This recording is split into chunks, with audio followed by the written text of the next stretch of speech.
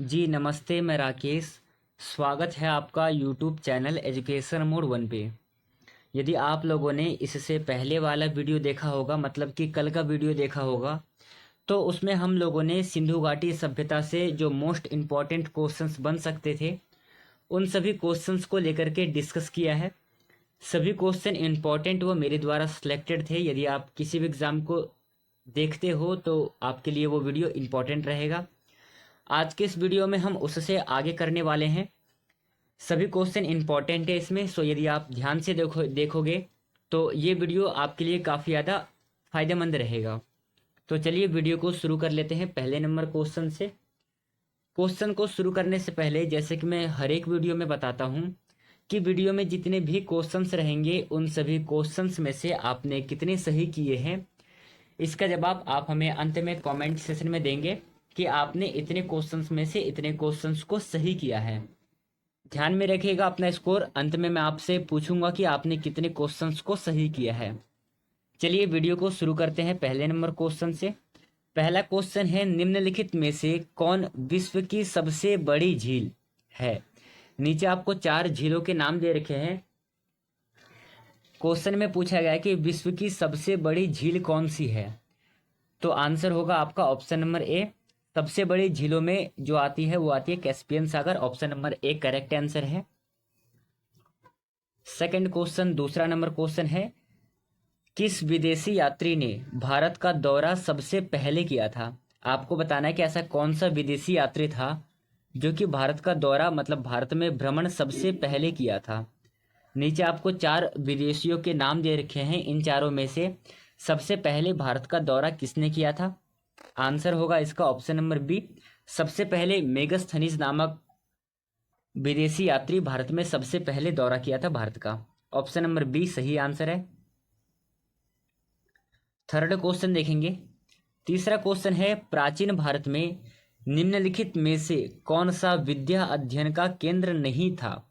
नीचे आपको 4 विद्या अध्ययन के केंद्र के नाम दे रखे हैं। इनमें से एक गलत है, वो क्या हो जाएगा? आपका आंसर बताइए। आपको बताना है कि प्राचीन भारत में विद्या अध्ययन का केंद्र नहीं था। तो आपने यदि पढ़ा होगा तो तक्षशिला जो था वो था। फिर इसी तरह विक्रमशिला, ये भी विद्या अध्ययन का केंद्र था। अगला है नालंदा, ये भी विद्या अध्ययन का केंद्र था। जो नहीं था विद्या अध्ययन का केंद्र, वो option number D right answer हो जाएगा। कौशाम्बी विद्या अध्ययन का केंद्र नहीं था, इसलिए option number D right answer हो जाएगा तीसरे नंबर क्वेश्चन का। चलिए नेक्स्ट क्वेश्चन देखेंगे। अगला क्वेश्चन है, किस पुस्तक का 15 भारतीय और 40 विदेशी भाषाओं में अनुवाद किया जा चुका है? ऐसा कौन सा पुस्तक है? नीचे आपको 4 पुस्तकों के नाम दे रखे हैं, जैसे कि है हितोपदेश, अभिज्ञान शाकुंतलम, पंचतंत्र और कथा सरित सागर। ये 4 पुस्तक है जिनमें से ऐसा कौन सा पुस्तक है जिनका कि 15 भारतीय भाषाओं में अनुवाद हो चुका है, 40 विदेशी भाषाओं में अनुवाद हो चुका है? उस पुस्तक का नाम क्या है? आंसर है आपका ऑप्शन नंबर सी पंचतंत्र, जो कि विष्णु शर्मा द्वारा लिखित है। ध्यान में रखना है आपको, पंचतंत्र के जो लेखक है विष्णु शर्मा है। पंचतंत्र में कुल 5 तंत्र हैं, इसके 5 भाग भी हैं। जैसे कि आपने कई सुना होगा कि पंचतंत्र है, अपरीक्षित कारकम है, मित्र भेद है, मित्र संप्राप्ति है, लब्ध प्रणाश है, इत्यादि 5 तंत्र में है और 5 भाग है इसके। और पंचतंत्र जो है 40 विदेशी भाषाओं में और 15 भारतीय भाषाओं में अनुवाद किया जा चुका है। तो ऑप्शन नंबर सी ध्यान में रखना है आपको। नेक्स्ट क्वेश्चन है, हितोपदेश के लेखक कौन है? मोस्ट इंपॉर्टेंट क्वेश्चन है। कई बार एग्जाम में क्या होता है कि हमसे जो फेमस पुस्तक रहते हैं उसके उसके राइटर का नाम पूछ लेते हैं। तो यहाँ पर भी वैसा ही किया गया है कि हितोपदेश नामक एक किताब है, उसके लेखक कौन है। तो इससे आपको ध्यान रखना है, नहीं नहीं मतलब न से नारायण पंडित और ह से हितोपदेश। तो इसके जो लेखक है वो हो जाएंगे नारायण पंडित, और इसका एक ट्रिक हो जाएगा आपका। तो ऑप्शन नंबर जो सी है राइट आंसर है। नेक्स्ट क्वेश्चन है, नाट्य शास्त्र की रचना किसने की है? नीचे आपको 4 लेखकों के नाम दे रखे हैं। इन चारों में से आपको बताने हैं कि नाट्य शास्त्र नामक जो ग्रंथ है इसकी रचना किसने की है। करेक्ट आंसर है option number C, Bharat Muni Natya Shastra के लेखक है। Option number C right answer है। नेक्स्ट क्वेश्चन है अकोर वाट कहाँ पर स्थित है? अकोर वाट कहाँ पर स्थित है? तो सही आंसर है इसका ऑप्शन नंबर डी, ये कंबोडिया में स्थित है अकोर वाट, ध्यान में रखना है आपको। नेक्स्ट क्वेश्चन है इंपॉर्टेंट क्वेश्चन है, ये भी वही हड़प्पा सभ्यता से संबंधित है। क्वेश्चन में है पुरा पाषाण काल में आदि मानव के मनोरंजन के साधन थे। मतलब कि जब सृष्टि का प्रारंभ हुआ था, जैसे कि आपको पता है कि पुरा पाषाण काल, नव पाषाण काल और मध्य पाषाण काल होता है। उनमें से जो पूरा पाषाण काल है, मानव जीवन की 99% जो घटनाएं हैं वो इसी में संपन्न हो गई थी, और ये सबसे ज़्यादा अधिक समय तक व्यतीत करने वाला काल भी माना जाता है। तो उस समय में पूरा पाषाण काल में आदि मानव के मनोरंजन के साधन कौन से थे? तो जैसे कि मैंने आपको पढ़ाया था कि मनोरंजन के जो साधन थे वो उस समय शिकार हुआ करता था। तो option number A right answer है। चलिए नेक्स्ट क्वेश्चन है नालंदा विश्वविद्यालय किस लिए विश्व में प्रसिद्ध था? विश्व में प्रसिद्ध किस लिए था नालंदा विश्वविद्यालय? चिकित्सा विज्ञान के लिए प्रसिद्ध था, तर्क शास्त्र के लिए प्रसिद्ध था, बौद्ध धर्म दर्शन और रसायन विज्ञान। निम्नलिखित में से नालंदा विश्वविद्यालय किसके लिए प्रसिद्ध था? तो करेक्ट आंसर है ऑप्शन नंबर सी, बौद्ध धर्म के लिए प्रसिद्ध था। Option number C correct answer है। 10वां क्वेश्चन है मानव द्वारा सर्वप्रथम प्रयुक्त अनाज था। ये जो 4 ऑप्शंस हैं, ये 4 अनाजों के नाम है। इन चारों अनाजों में से मानव ने सर्वप्रथम किस अनाज का प्रयोग किया था? तो जैसे कि मैंने आपको बताया था कि यदि आपने ध्यान से सुना होगा तो 8000 वर्ष पहले किरथर और सुलेमान पहाड़ियों के बीच में गेहूं और जौ की खेती हुई थी। ये किस पहाड़ियों के बीच में हुई थी? किरथर और सुलेमान। वर्तमान में ये कहाँ पर है? ये जिसको हम कहते हैं मेहरगढ़, और मेहरगढ़ कहाँ पर स्थित है? यह पाकिस्तान में स्थित है। तो इतने बातें आपको ध्यान में रखनी है। चलिए अगला क्वेश्चन है भीमबेटका किसके लिए प्रसिद्ध है? नीचे आपको 4 ऑप्शंस दे रखे हैं, आपको बताने हैं कि जो भीमबेटका है किसके लिए प्रसिद्ध था। तो इसका आंसर होगा आपका ऑप्शन नंबर ए, ये गुफाओं के शैल चित्रों के लिए प्रसिद्ध था। और वर्तमान समय में जो भीमबेटका है वो कहाँ पर है? वो एमपी में स्थित है। ध्यान में रखिएगा आप इस क्वेश्चन को, भीमबेटका कहाँ पर स्थित है? एमपी में स्थित है। किसके लिए फेमस था? ये गुफाओं में शैल चित्र के लिए प्रसिद्ध था। चलिए अगला क्वेश्चन है प्राचीन नगर तक्षशिला निम्नलिखित में से किसके बीच स्थित था? सिंधु व झेलम के बीच में स्थित था, झेलम व चेनाब नदियों के बीच में स्थित था, चेनाब या फिर रावी, रावी या फिर ब्यास। आपको बताने कि जो तक्षशिला नामक स्थान है वो किनके बीच में स्थित था? तो करेक्ट आंसर है ऑप्शन नंबर ए, सिंधु व झेलम नदियों के बीच में तक्षशिला स्थित था। मोस्ट इंपॉर्टेंट क्वेश्चन है, ध्यान में रखिएगा आप इस क्वेश्चन को।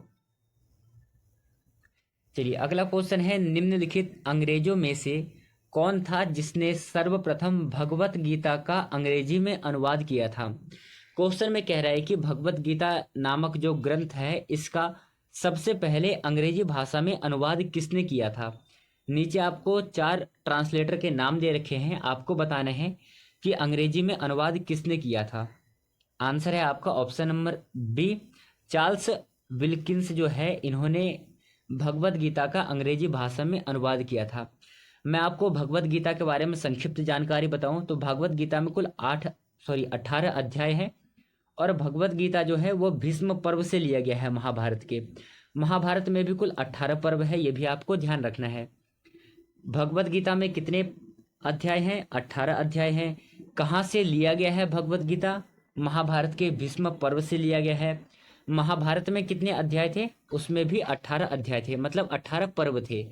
तो इस क्वेश्चन से रिलेटेड जो क्वेश्चंस थे मैंने आपको बताए, सभी क्वेश्चन को आपको ध्यान में रखना है।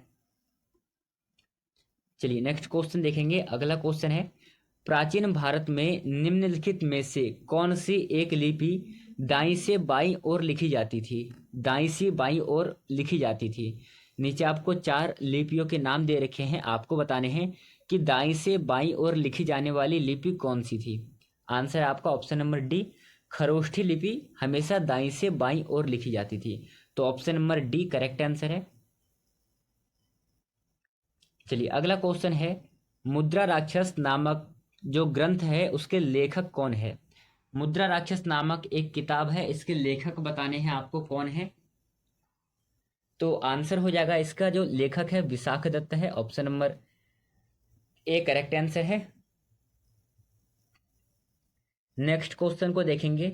अगला क्वेश्चन है मानव द्वारा सर्वप्रथम प्रयुक्त धातु था। तो यदि आप लोगों ने पिछले वाले क्लास को देखा होगा तो मैं इस वीडियो को कराया हूँ, इस वाले क्वेश्चंस को करा रखा हूँ कि मानवों ने जो सबसे पहले जिस धातु का प्रयोग किया था वो धातु कौन सा था। तो आंसर होगा तांबा। Option number C right answer हो जाएगा। चलिए अगला क्वेश्चन है हर्षवर्धन के समय में कौन सा चीनी तीर्थयात्री भारत में आया था। आपसे पूछा गया है क्वेश्चन में कि ऐसा कौन सा चीन का यात्री था जो कि हर्षवर्धन के शासनकाल में आया था। तो आंसर हो जाएगा इसका ऑप्शन नंबर डी ह्वेनसोंग एकमात्र ऐसे चीनी यात्री थे जो कि हर्षवर्धन के शासनकाल में आए थे। Option number D correct answer है। नेक्स्ट क्वेश्चन है चालुक्य राजा पुलकेशिन द्वितीय को किसने पराजित किया था। आपसे पूछा गया है कि राजा जो पुलकेशिन सेकंड थे इसको किसने पराजित किया था। तो आंसर हो जाएगा इसका option number B Narasimha Varman प्रथम ने पुलकेशिन सेकंड को पराजित किया था। और ये किसके राजा थे? चालुक्यों के राजा थे। Option number B right answer है। चलिए अगला क्वेश्चन है, ध्यान से देखिएगा, इंपॉर्टेंट क्वेश्चन है ये। क्वेश्चन आपको ध्यान में रखना ही रखना है। क्वेश्चंस में कहा है कि हर्षवर्धन एवं पुलकेशिन सेकंड के मध्य संघर्ष की जानकारी हमें कहाँ से मिलती है। तो नीचे आपको चार ऑप्शंस दे रखे हैं, इन चारों में से हर्षवर्धन और पुलकेशिन सेकंड इसकी जो संघर्ष है इसकी जानकारी हमें मिलती है ऐहोल अभिलेख से मिलती है। Option number A correct answer है। चलिए आज का अगला और अंतिम क्वेश्चन करने से पहले, जैसे कि मैंने वीडियो के प्रारंभ में बताया था कि इस वीडियो में जितने भी क्वेश्चंस होंगे उन सभी क्वेश्चंस में से आपने कितने क्वेश्चंस को सही किया है इसका जवाब आप हमें कमेंट सेशन में देंगे। और अगला किस टॉपिक से संबंधित आपको एमसीक्यू क्वेश्चन चाहिए आप हमें कमेंट सेशन में कमेंट कर सकते हैं। तो आइए आज का अगला क्वेश्चन करते हैं। सम्राट हर्ष ने अपनी राजधानी थानेश्वर से कहाँ स्थानांतरित की थी। मतलब कि थानेश्वर सम्राट हर्षवर्धन जो है उसका जो राजधानी था वो थानेश्वर था। बाद में उसने कहाँ परिवर्तन किया था? तो उसने परिवर्तन किया था कन्नौज में। Option number C correct answer है। और कन्नौज को लेकर के ही जो प्रतिहार थे प्लस पाल और राष्ट्रकूट, इन तीनों के बीच में क्या होगा? त्रिपक्षीय संघर्ष होगा। त्रिपक्षीय संघर्ष होगा, ये भी आपको ध्यान में रखने हैं। तो option number C right answer है 20वें नंबर क्वेश्चन का।